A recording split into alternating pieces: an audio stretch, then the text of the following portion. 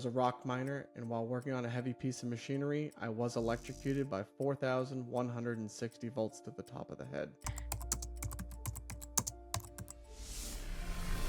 I don't remember much of that day. I did go to work. I knew I had to work on one of the machines that we had. Worked on a machine, and then I woke up out of a coma in the hospital.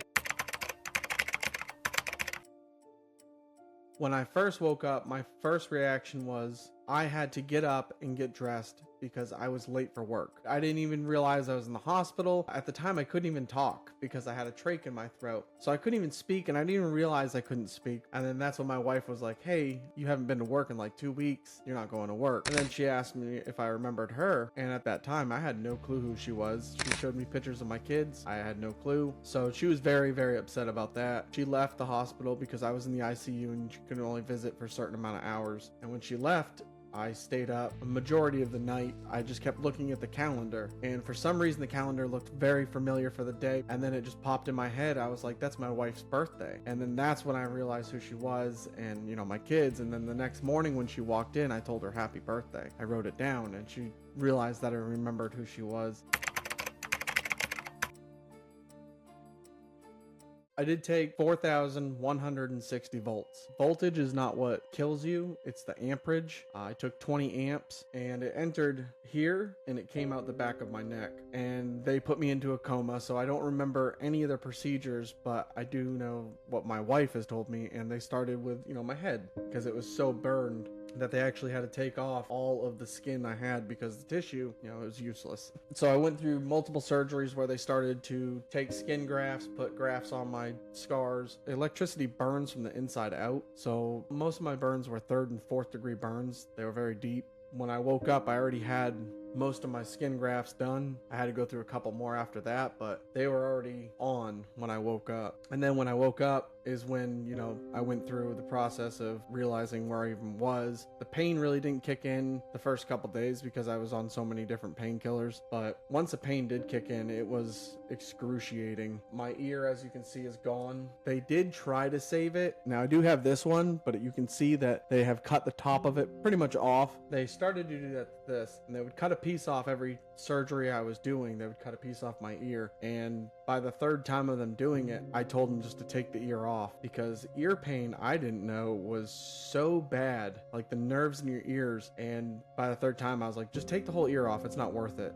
The tissue was burned off my head, and when I woke up, you know, they already started doing stuff to my head. And the first week I was awake, they showed me my head. So they unwrapped it, and everywhere you can see all this, and then on this whole side was skull. So I actually physically saw and touched my own skull. I think I was more amazed by it than in shock, like, oh my God, it's my skull. But I was like, this is crazy. And it had all kinds of holes in it, and I didn't understand what the holes were for. So my doctor said, the burr holes are to see if your skull will regranulate tissue, so grow new tissue. And it started to work, and it got to the point where my doctor was like, hey, this is taking very long, and if you want to continue doing this, you're looking at probably about a year in the hospital. And he said, you know, we do have another option. The other option is we take your whole lat muscle out of your back and we put that on your head as a flap, and it'll grow to your head and go from there. So I ended up choosing that because I was not going to stay in the hospital for a year. They took the whole lat muscle out of my back. In that process, the first thing I asked, how bad was my head going to hurt? And my doctor said, you know, that your head shouldn't hurt very bad because all the nerves are burned off in your head, but your back is going to hurt really bad because we're taking that whole muscle out. Well, when I woke up out of that surgery, my head hurt so bad, it felt like my head was put in a vice and just hit over and over with a hammer. The pain was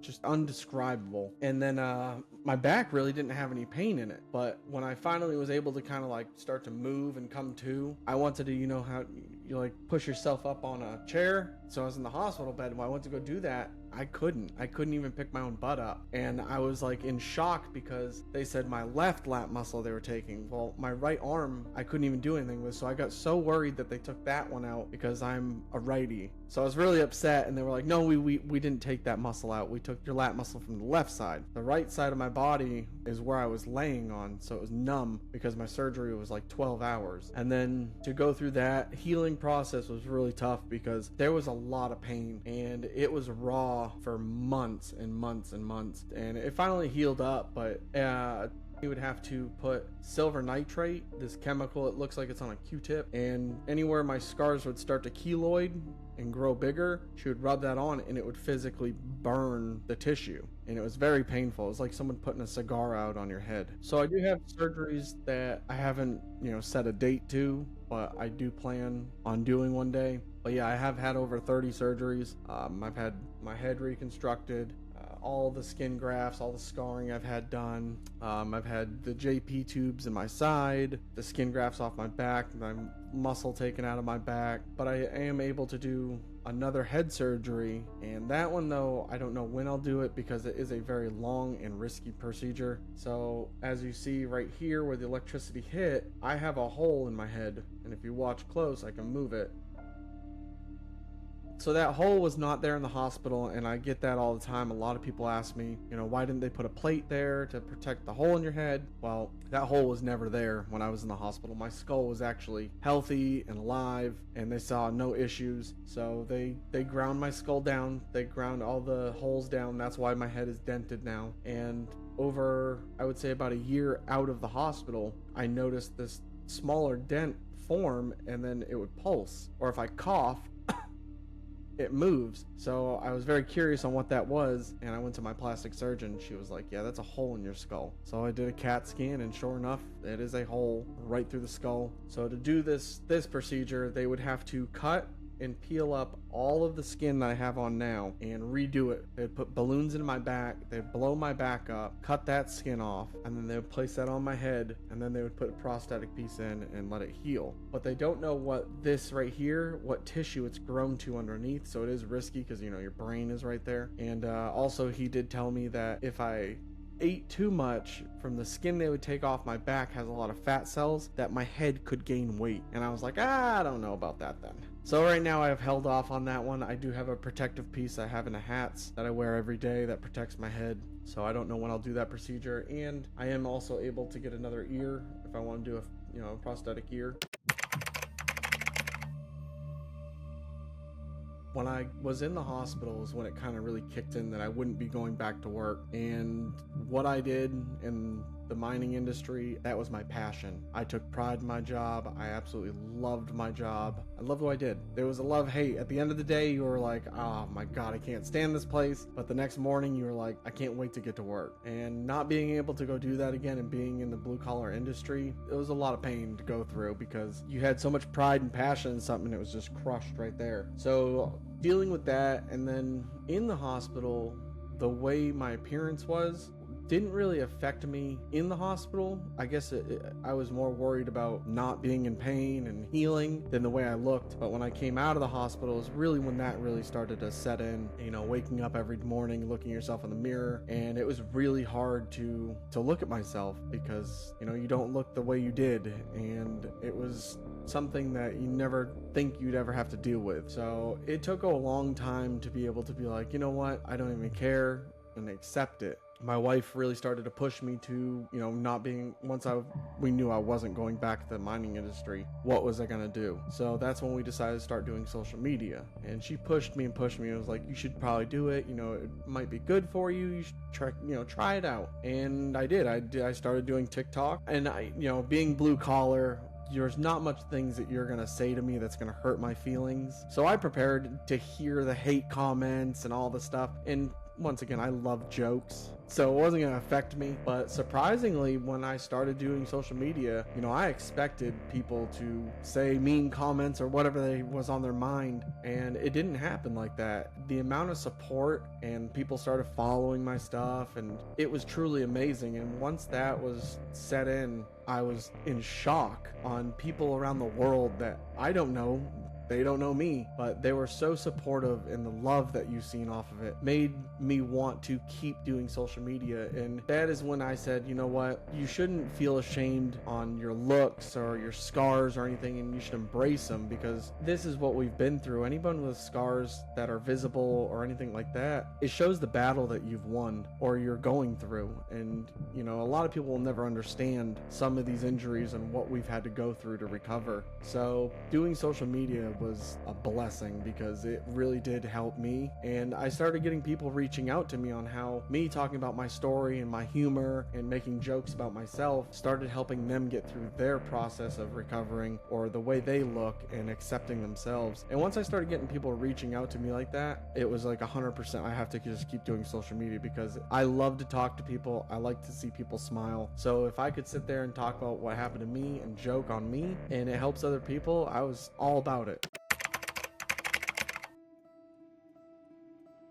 My brain injury is a lot to do with my short-term memory. My short-term memory is so bad now. You know, if I put a drink down, I'll walk away from it and then forget where it is. And then I get mad that I can't remember where it is. And, you know, my wife will be like, it's right there. I'm like, oh, there it is. But it's difficult. I also have my mood swings. There's days I could have, like I've said, you know, I have good days and bad days. I have high anxiety that comes out of nowhere now. I do have PTSD from my coma and being in the hospital and dealing with all the pain. I've had lots of nightmares from that. But brain injury wise, the short-term memory and mood swings, it happens a lot. Especially my short-term memory, it's very bad now. You know, so it's hard to deal with because you get frustrated with yourself, but you really can't help it because there's nothing to fix it. We've always raised our kids not to judge others. You know, we don't. Everybody is equal. Everybody's the same. Everybody has their own problems and life going on. But when this happened to me, my daughter, she was 8 or 9, so it was really rough on her. She took it very hard. She would get very upset if we went out in public. People would stare at me, which I don't care. I get why people stare, you know. People want to know what happened. They're curious. And she would get very upset with that. And it took her a while to get used to it and to accept it, that is what people are going to do. They're going to stop. They're going to stare. But it opened her eyes to, I guess, to see others like that, you know, you don't stop and you don't stare. You just walk past. It's just a normal person. And my son was a year old, so all he knows is my scars. And it doesn't matter if you have scars all over your face or whatever. He doesn't see any of that. And we go down to the hospital that I was at in Miami, and for every Christmas we pass out toys and we help with the toys. And my son goes down and there's a lot of children that have been burned, and he will sit down and play with them because it's just another kid. He doesn't see the scars. He doesn't see that. And that we absolutely love because it's the way it should be. You know, stuff happens. People have scars. People look different, but it don't matter. It's not who they are inside. It was very hard because she got that call that I was hurt and she didn't think it was real. You know, she thought it was a joke, but when she figured out it was real, her and a buddy of mine rushed down to the hospital I was at, and she didn't leave the hospital for 2 months. She stayed beside me every day, every hour she could. She didn't sleep. She would sleep in a chair beside me if anything, and she was my biggest supporter. She ended up being my caregiver and helping me heal, and as much as I appreciated that, it was also very hard because her being the caregiver, she would tell you, you know, you can't do this, you can't do that. Well, then me being told I can't do this and can't do that, it would cause, you know, conflict. And also I was not easy to be around because of how much pain I was dealing. So it took a toll on our marriage. It was very hard, but as I healed, it started to get better, and we have kids, so we've tried to work it all out, and we still have our days that we argue and stuff, but I love her to death and she loves me, and you know, we do have our kids, so we want our kids to be happy. Maybe one day I would like to do speaking, you know, public speaking, but for right now, doing the podcast is probably one of our biggest things, and I love it and enjoy it because I get to find people all over the world, all over the country,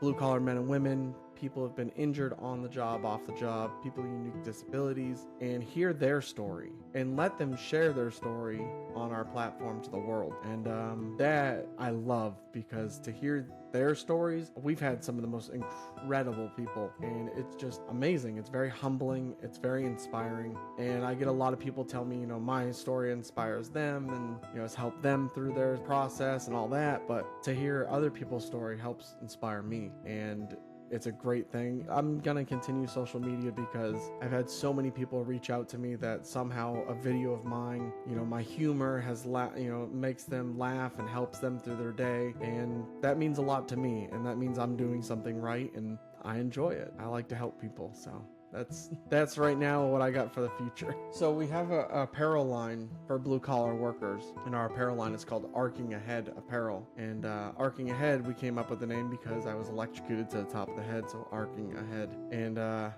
we thought it'd be a good idea to start a blue collar apparel line because me not being able to go back into the trades, this gave me the option before the podcast to be able to feel like I was still in the blue collar industry. We wanted to come out with an apparel line that, you know, if you're working on an oil rig, we have a shirt for you. If you're the garbage man, we have a shirt for you. You know, we have up to 100 different trades on our apparel. And then, yes, that's when we also started the podcast. That is probably, I think, one of the most crazy experiences that I think I've had. And I didn't even know that I was having that experience. So when I was in my coma, which I remember 80% of my coma, and it was terrifying. It was nightmare after nightmare until the point you figured out that you're in your own head and you can't get out. There was 2 parts in my coma that, like a light switch, everything went black and you were just standing in all blackness. And then just like that, it was back into a dream. And then it happened again. And when I ended up talking to one of my doctors about it, we were talking about it.